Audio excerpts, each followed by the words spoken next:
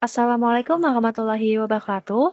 Perkenalkan, nama saya Aska Yondini dengan NIM 400401246501111. Saya ingin memaparkan mengenai penyelesaian soal mixing tank problem dari mata kuliah Matematika Terapan yang diampu oleh Bapak Muhammad Endi Julianto, Sarjana Teknik, Magister Teknik. Mari kita lanjut ke soal.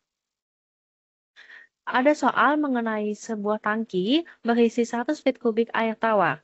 Lalu, larutan garam dengan konsentrasi 1 ppf garam dialirkan ke dalam tangki dengan laju 2 feet kubik per menit.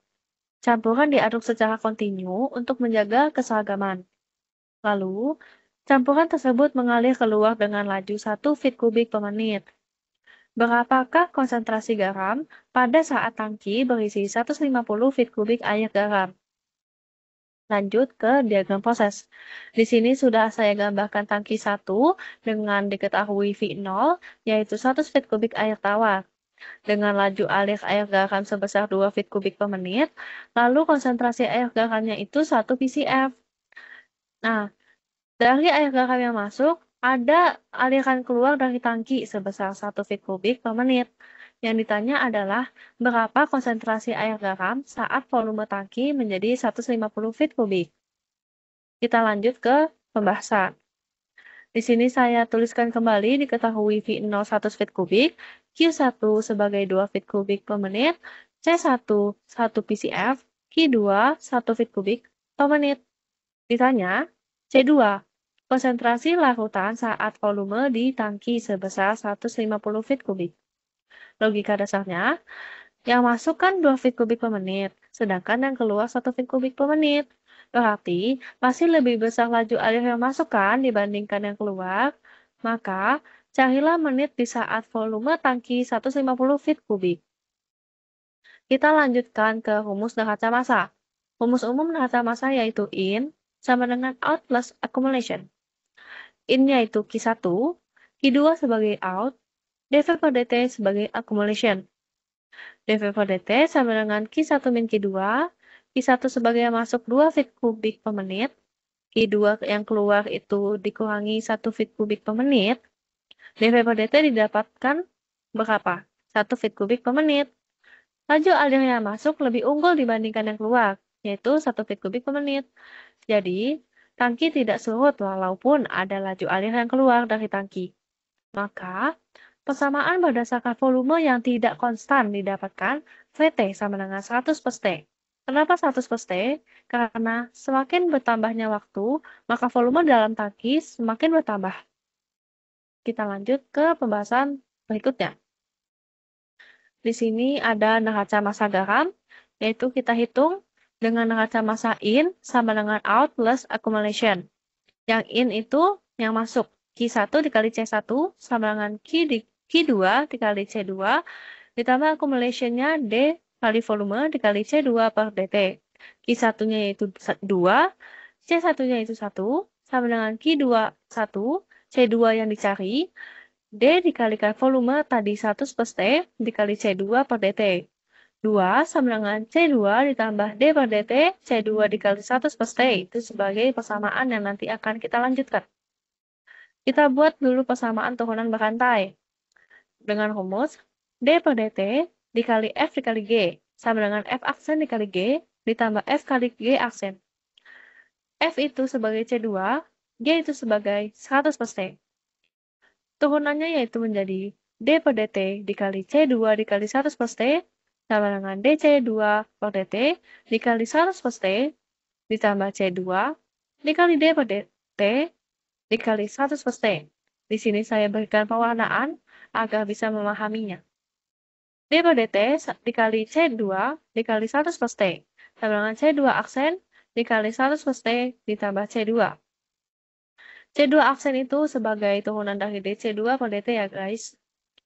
Nah, kembali ke persamaan 1, bahwa 2 sama dengan C2 ditambah D per dt dikalikan dengan C2 dikali 100 per T.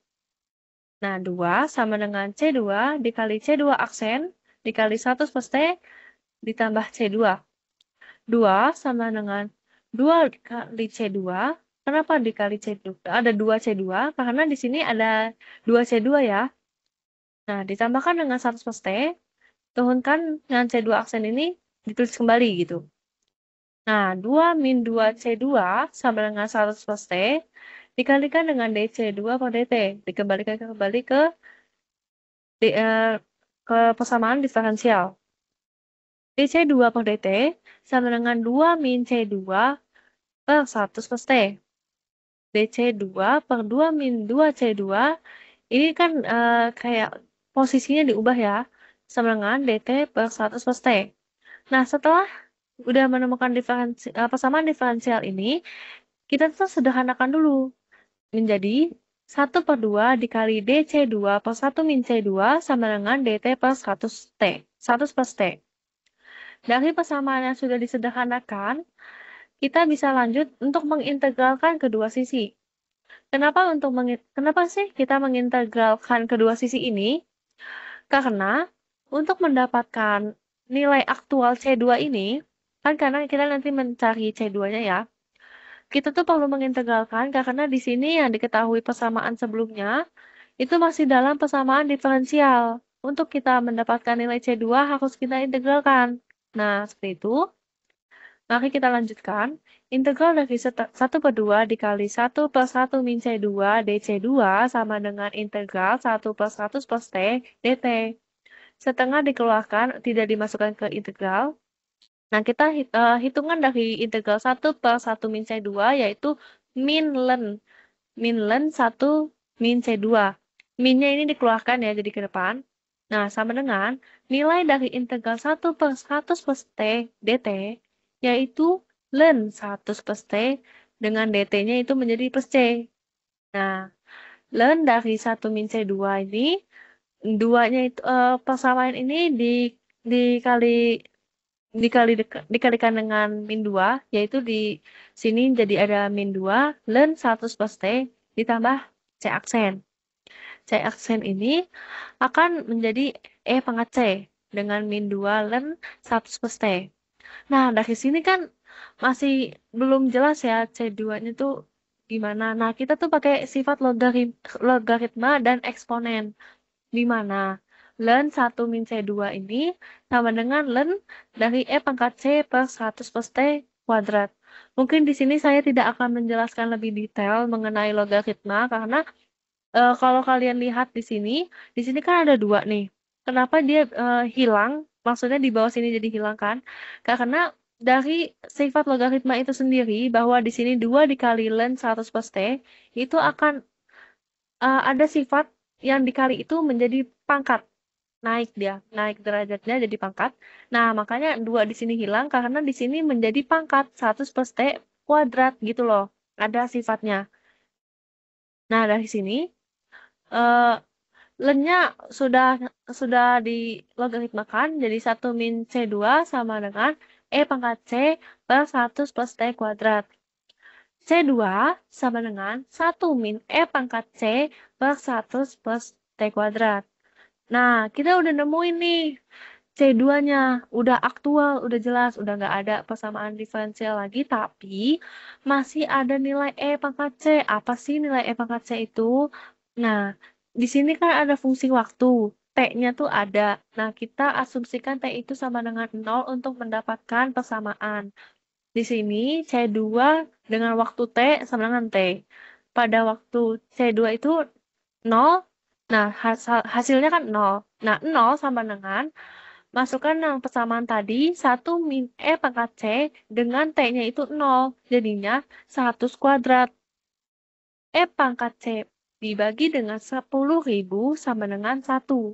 Di sini, kita kalikan 10.000 di kedua ruas, maka didapatkan nilai E pangkat C yaitu sebesar 10.000.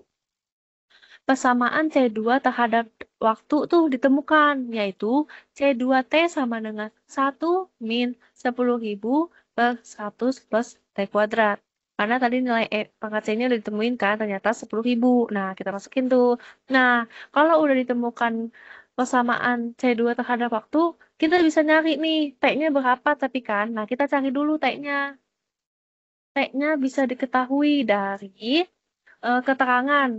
keterangan tadi kan awalnya volume awal kan 100 feet kubik, sedangkan yang diinginkan, yang dicari itu 150 feet kubik. Tapi tadi kan di awal diketahui bahwa volume bertambah per menit itu 1 feet. Tandanya tiap 1 feet itu bertambah tiap menitnya. Tandanya untuk menuju 150, tandanya 150 dikurangi 100. Nah, di sini nih. Nah, tandanya T sama dengan 50. 50 apa sih? 50 menit dong. Nah, karena kan setiap kenaikan 1 menit volume bertambah 1 feet kubik. Nah, kita masukkan ke persamaan C2 terhadap waktu tadi. C2T sama dengan 1 min 10.000 per 100 ditambah T kuadrat. Dari sini kita masukkan nilai T-nya yaitu 50. Nah, 1 min 10.000 per 150 karena 100 ditambah 50 lalu dikuadratkan 150 kuadrat. Nah, nilainya 1 min 10.000 per 22.500 didapatkan bahwa 10.000 per 22.500 itu sebesar 0,444. Nah, dari sini didapatkan bahwa 1 dikurangi 0,444 itu 0,5556 PCF. Nah, C2-nya ditemukan nih bahwa konsentrasi pada tangki 1 pada saat volume 150 feet kubik yaitu sebesar 0,5556 PCF. Nah, dari sini kita tahu nih bahwa kan tadi awalnya tangki 1 itu sebesar 0, konsentrasi 0 karena belum ditambahkan sama air garam. Tapi saat ditambahkan air garam sampai pada volume yang ditentukan yaitu 150 feet kubik, tangki 1 tuh meningkat konsentrasinya. Nah, tadinya kan 0 menjadi 0,5556 karena sudah bertambah 50 feet kubik air garam ke air tawar di dalam tangki tersebut. Nah, begitu penjelasan dari saya. Kurang lebihnya mohon maaf. Wassalamualaikum warahmatullahi wabarakatuh.